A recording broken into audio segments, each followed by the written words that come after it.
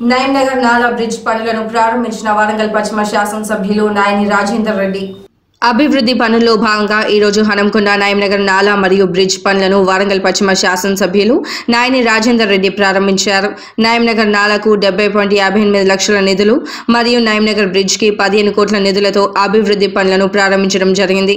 ఈ కార్యక్రమంలో జిల్లా కలెక్టర్ సిక్తా పట్నాయక్, నగర మేయర్ గుండు సుధారాణి, వరంగల్ జిల్లా కాంగ్రెస్ అధ్యక్షురాలు ఎర్రబెల్లి స్వర్ణ, జిల్లా గ్రంథాలయ మాజీ చైర్మన్ మహమ్మద్ ఆజిజ్ ఖాన్, కార్పొరేటర్లు, మున్సిపల్ డిఈలు, ఏఈలు, ప్రజలు పాల్గొన్నారు. వరంగల్ వెస్ట్ నియోజకవర్గంలో నాలాలు, సైడ్ వాల్ మరియు నయీంనగర్ బ్రిడ్జ్, రాజాజీనగర్ దగ్గర వాల్స్ కూడా, రాజాజీనగర్ బ్రిడ్జ్ ఇవన్నీ కలుపుకొని సుమారు 90 కోట్ల రూపాయలు బ్రిడ్జ్ తోటి కలుపుకొని వీటన్నిటికీ గతంలో భారీ వర్షాల వల్ల మునిగినప్పుడు హనుమకొండ పట్టణం దరిదాపు చాలా మట్టుకు నీళ్లమయమైపోయి అది మనం చూసినాం.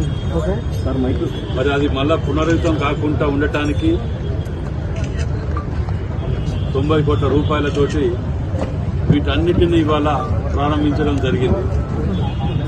మరి అందరూ కూడా సహకరించాలి.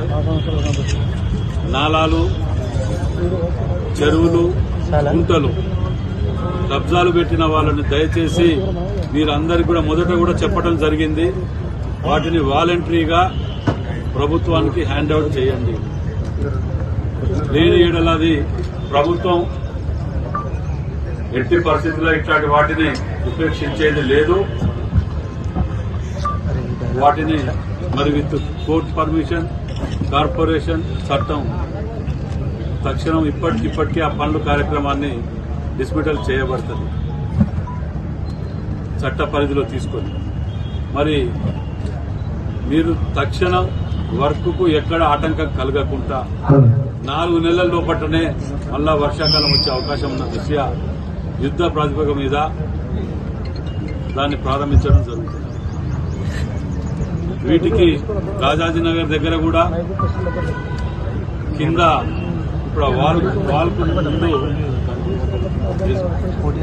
బెడ్ కూడా, దానికి కూడా ఇవాళ అదనంగా సుమారు 1 కోటి రూపాయల దాకా దానికి కూడా అదనంగా ఇవాళ కేటాయించి ఆ బెడ్ కూడా నిర్ణయం తీసుకోవడం జరిగింది ఇప్పటికిప్పుడే.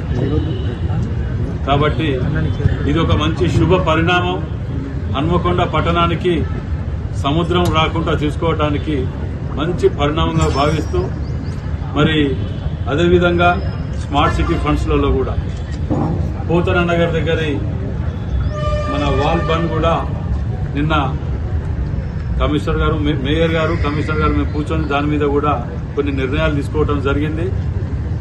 వీటన్నిటికి కూడా పట్టణ ప్రజలకు విజ్ఞప్తి, 1-2 దగ్గర ఇబ్బందులు జరిగినా సిబ్బందికి కానీ పోలీస్ డిపార్ట్మెంట్కి కానీ వీళ్ళందరికీ కూడా మీరు సహకరించవలసిన బాధ్యత ప్రతి ఒక్క పౌరునిపై ఉన్నది. ఎందుకంటే ఒకరిద్దరి గురించి దీనిని మనం ఆపుకోలేని పరిస్థితులు ఉంటాయి.